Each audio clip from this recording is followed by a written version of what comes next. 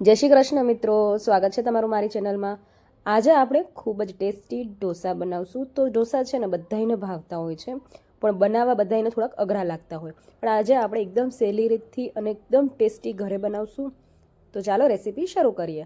તો ઢોસા બનાવવા માટે સૌથી પહેલાં આપણે અહીંયા સાંભર બનાવશું। સાંભર બનાવવા માટે આપણે અહીંયા અડધી વાટકી તુવેરની દાળ લઈ લેવાની છે। દાળને આપણે સરસ રીતે ધોઈ લઈશું। જો તમારી પાસે ટાઈમ હોય તો તમે પલાળીને પણ રાખી શકો છો। હવે કુકરમાં આપણે 2 ચમચી જેટલું તેલ લઈ લઈશું। તેલ ગરમ થઈ જાય એટલે આપણે એમાં એક લીલું મરચું, 1 ઇંચ કટકો આપણે આદુનો લીધો છે અને એક નાનકડી ડુંગળી એ આપણે એમાં એડ કરી લઈશું। તો અહીંયા મેં રફલી ચોપ કરીને લઈ લીધા છે। જો તમારે આદુ મરચાં મિક્સરમાં પીસીને કે પછી ઝીણા સમારીને લેવા હોય તો પણ લઈ શકો છો। અડધી મિનિટ સુધી ડુંગળીને સાંતળી લઈશું, પછી આપણે એમાં બધાય વેજીટેબલ્સ એડ કરશું। તો વેજીટેબલ્સમાં હું અહીંયા બટેકું, દૂધી, ગાજર ને ટમેટું એડ કરું છું। અને તમારી પાસે જો સરગવાની સિંગ હોય, મારી પાસે અત્યારે અવેલેબલ નથી એટલે મેં નથી નાખી, જો તમારી પાસે હોય તો તમે નાખજો। અને શાક તમને જે ગમતા હોય તમે એડ કરી શકો છો, અને ન એડ કરવા હોય તો ખાલી દૂધી ને ટમેટું પણ તમે એડ કરી શકો છો। હવે સ્વાદ પ્રમાણે મીઠું અને અડધી ચમચી હળદર એડ કરીને સરસ એને મિક્સ કરી લેશું અને 2 મિનિટ સુધી સાંતળી લેશું। હવે આપણે જે દાળને ધોઈને રાખી હતી દાળ પણ આપણે એમાં એડ કરી લેશું। 2 ગ્લાસ જેટલું પાણી એડ કરશું અને કુકરને ઢાંકીને આપણે 4 વિસલ કરી લેવાની છે। કુકરની સીટી થાય ત્યાં સુધી આપણે બટેકાનો મસાલો બનાવી લઈશું। તો એના માટે મેં અહીંયા 4 થી 5 બટેકાને પહેલાંથી બાફીને રાખ્યા હતા। હવે આપણે બટેકાને છોલીને એને મેશ કરી લઈશું। હવે આપણે એક પેનમાં 2 ચમચી જેટલું તેલ લઈ લઈશું। તેલ ગરમ થાય એટલે આપણે એમાં રાઈ, ચપટી હિંગ એડ કરશું, મીઠા લીમડાના પાન એડ કરશું અને એકદમ ઝીણા સમારેલા મેં અહીંયા આદુ મરચાં લઈ લીધા છે એ આપણે એમાં એડ કરશું। સાથે આપણે એક મીડિયમ સાઇઝની ડુંગળીને લાંબી સમારી લીધી છે એ આપણે એમાં એડ કરશું। તમે ઝીણી સમારીને પણ એડ કરી શકો છો। ડુંગળીને આપણે અહીંયા બહુ નથી સાંતળવાની, બસ થોડોક ડુંગળીનો કલર ચેન્જ થાય ત્યાં સુધી જ આપણે એને સાંતળવાની છે।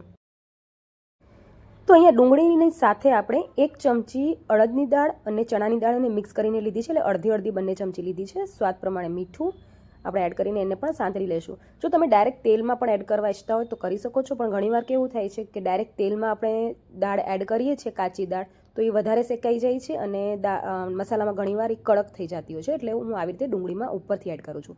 હવે અહીંયા મેં એક મીડિયમ સાઇઝનું ટમેટું એડ કર્યું છે અને બાફેલા બટેકા જે આપણે મેશ કરીને રાખ્યા હતા એ એડ કરી લીધા છે।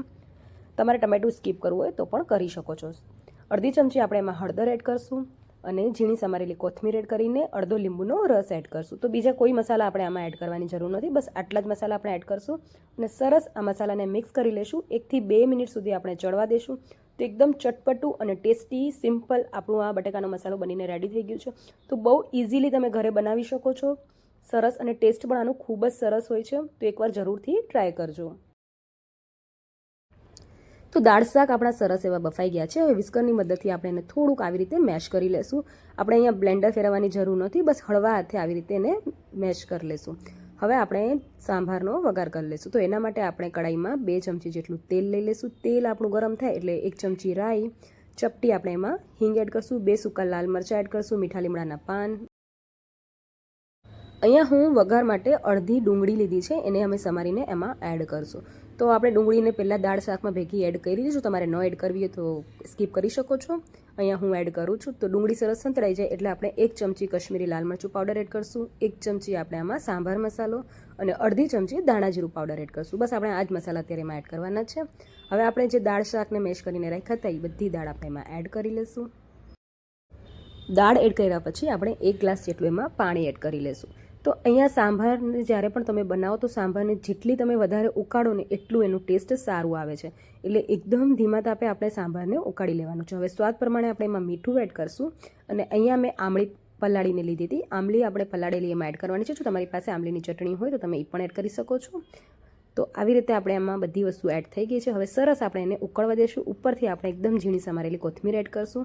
તો ખૂબ જ ટેસ્ટી ચટપટી આમ મજા આવી જાય ખાઈને એવી આપણી આ સાંભાર પણ બનીને રેડી થઈ ગઈ છે।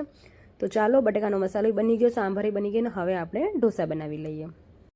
ઢોસા બનાવવા માટે આપણે સૌથી પહેલાં તવાને સેટ કરી લઈશું અને તવાને ગરમ કરીને પછી આવી રીતે પાણી છાંટીને એને ઠંડો કરી લઈશું અને પછી આપણે બેટરને ફેલાવી લઈશું। તો અહીંયા મેં ઢોસાના ખીરુંની રેસીપી નથી એડ કરી। જો તમારે રેસીપી જોતી હોય તો મને કોમેન્ટ કરીને જરૂર જણાવજો, તો હું તમને એની પણ રેસીપી અપલોડ કરી દઈશ વિડીયો। અને તમે જોઈ શકો છો કે એકદમ સરસ રીતે ઢોસા ફેલાઈ જાય છે અને ઉપરથી આપણે અહીંયા બટર કે પછી તમે તેલ પણ યુઝ કરી શકો છો. તો એકદમ ક્રિસ્પી કડક તમે જોઈ શકો છો જેવા બારે મળે ને એવા ઢોસા આપણા બનીને રેડી થઈ ગયા છે. મસાલો એડ કરીને આપણે એને આવી રીતે સર્વ કરી લઈશું. તો અહીંયા તમે જોઈ શકો છો એકદમ બાર જેવા ક્રિસ્પી આપણા ઢોસા બનીને રેડી થઈ ગયા છે. તો આવી રીતે એકવાર જરૂરથી ટ્રાય કરજો. ખૂબ જ સરસ ઢોસા આપણા ઘરે બનીને રેડી થઈ જાય છે. તો ચાલો બધાય ઢોસા બનીને રેડી થઈ ગયા છે. તો હું જાઉં છું મારા ઢોસા એન્જોય કરવા. અને હા, તમે લોકો મારી ચેનલમાં પહેલી વાર આવ્યા છો તો ચેનલને સબસ્ક્રાઇબ કરી લેજો. બાજુમાં આવેલી બેલ આઇકનને પ્રેસ કરી લેજો જેનાથી તમને દરેક નવી નવી રેસીપીના નોટિફિકેશન મળતા રહે.